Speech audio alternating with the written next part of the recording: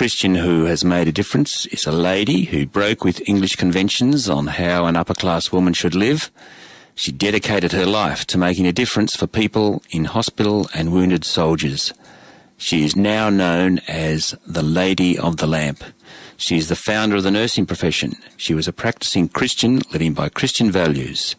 She is Florence Nightingale.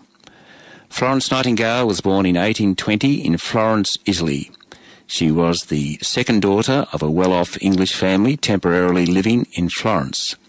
When she was young, she went through a period of her family pressuring her to do the right thing and get married to someone rich. But she resisted this. She wanted to make a difference, and she started nursing her ill grandmother. Although she wanted to nurse in a local hospital, her father refused to let her. Nurses in public hospitals had a very limited role and were no more than cleaners, and in status were below maids and servants. Despite family opposition, in 1853 Florence was allowed to accept a public service role as superintendent of an institution which cared for sick gentlewomen.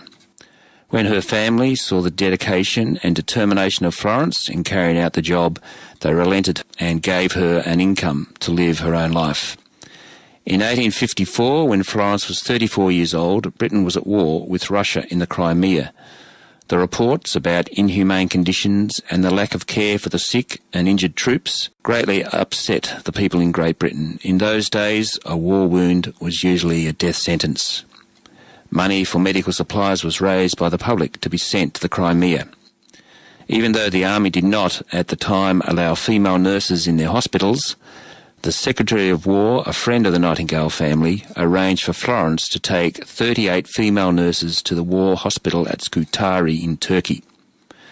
There were a huge number of injured soldiers. Hardly any were receiving even basic care and treatment for their injuries. A sewer ran under the building, causing the whole place to smell. There was very little food and hygiene was non-existent. It was a disgusting place. Florence and her nurses cleaned up the hospital, making it as hygienic as possible. They provided clean bedding and bandages for the soldiers. They provided clean clothes as well. The nurses cared for the injured and dying, showing them compassion at a traumatic and desperate stage in their lives. In a letter home, Florence wrote, "We have 4 miles of beds 18 inches apart." Florence was continually checking all parts of the hospital day and night, and at night she needed a lamp. She became known as the Lady of the Lamp.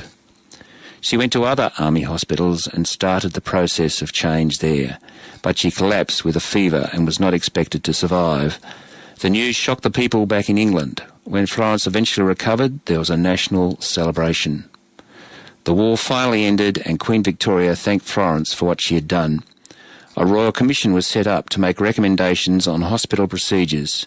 Florence wrote most of the report, and most of the report was implemented, changing hospital practices forever in the West.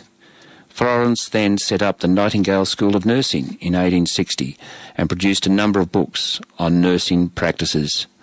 Florence made other major contributions. She advised on the treatment of injured soldiers in Egypt. She advised the Americans on war-wounded treatment during the Civil War.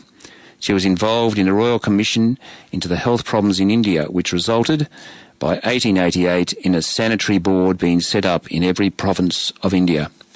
In 1907, at age 87, Florence Nightingale, now blind, received the Order of Merit Award. In 1910, at the age of 90, she died. We salute Florence Nightingale, a Christian who has made a difference because of her Christian beliefs and values. Christian